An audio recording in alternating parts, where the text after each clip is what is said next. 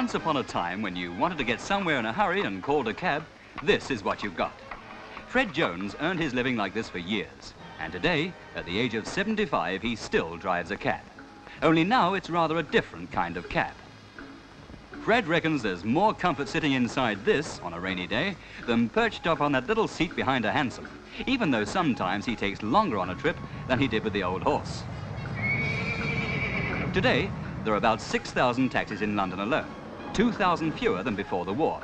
And every one of the drivers gets his license here at the Public Carriage Office down Lambeth Way. That's after he's passed all the tests, of course.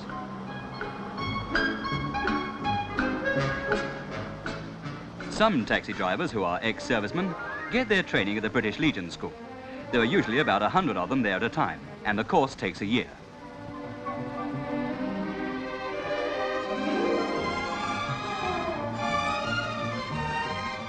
Map reading, of course, comes into it in a big way, whether they go to a school or not.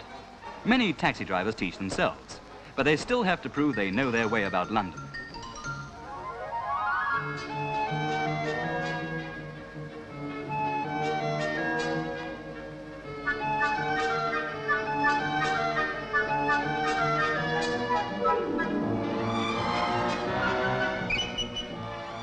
Ever wondered how a taxi learns to turn on a penny? Well, here, drivers are taught to turn completely round in 17 feet with only 3 movements. Reversing is another part of the course, and it usually attracts an audience. But for about half the year, the budding taxi driver is pedaling hard, finding his way round the streets, getting to know place names, finding those shortcuts which might make all the difference to the size of the tip after he's been stuck for 10 minutes in a traffic jam.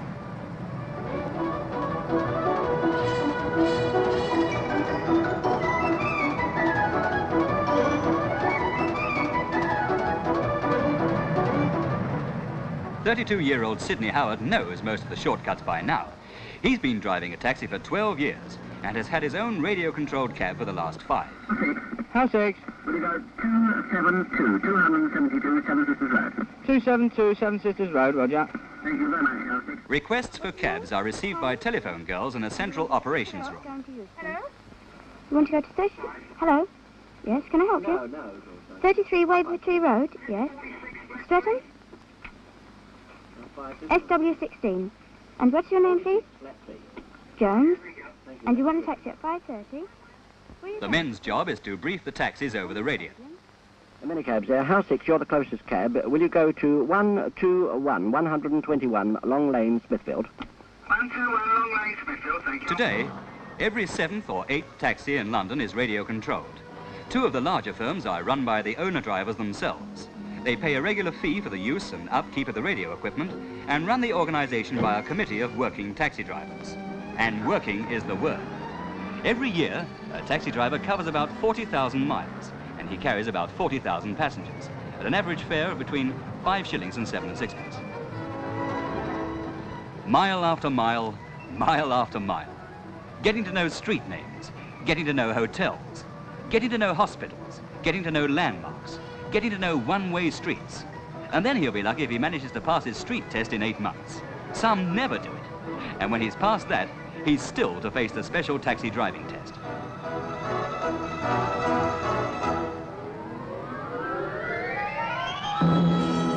To ensure a 24-hour service, London has 9,000 taxi drivers for 2/3 as many cabs. But only about 1/3 of them are owner drivers. The rest work for owners of fleets of cabs, most of them on a percentage basis. London's oldest and largest owners started in 1908 and have been going strong ever since.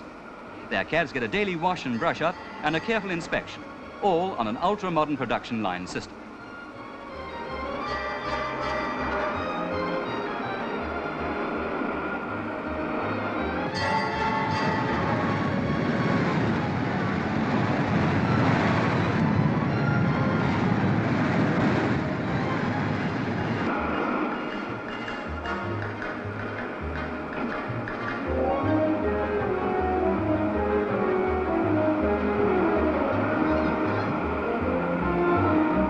Big staff works around the clock to maintain the cabs in good working order.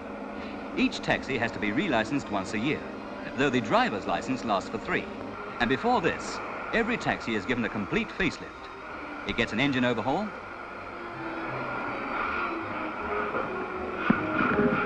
its upholstery is repaired.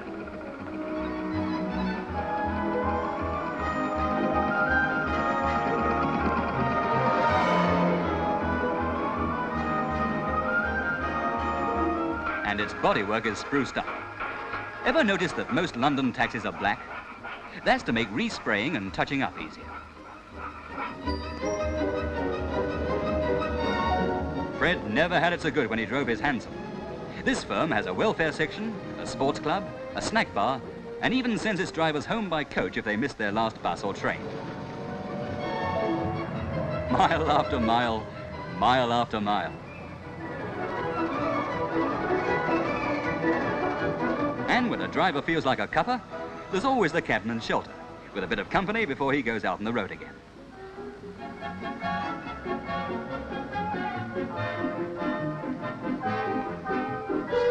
No driver is ever surprised to see someone inspecting his cab. He may be an examiner from the public carriage office or a police officer.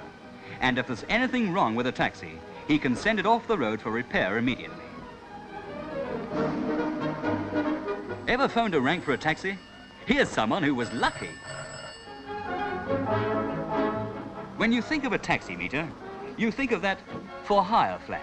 But modern meters don't have flags anymore. They have a lever or a press button instead. Well, that's certainly less effort for the driver. One big taxi meter factory is in Middlesex, and they send meters all over the world. The figure drums to record the fare are made first. Next comes the switch panel for the lighting control of the meter. The chassis is assembled, and all sorts of other parts. And finally, they're all set for a lot of testing before they're ready to tick up the miles and the shillings. Their testing period isn't over when they leave the factory. Next, they go to the National Physical Laboratories, who test them for the Metropolitan Police, usually for about 6 weeks. Meters in use also go back there for an annual test, but they stay only 24 hours. And then, just to make thoroughly sure, the meter is put on its taxi and given a road test by an officer of one of the 4 passing stations in London. If he's satisfied, the meter is sealed and stays sealed for another year, or until it goes wrong.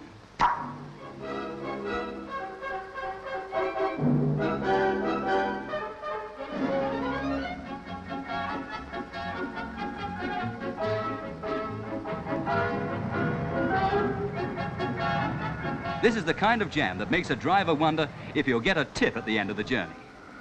Nothing, where are you? I'm stuck in a traffic jam. House 6 got the customers waiting. Well, what do you think I've got, a blooming helicopter?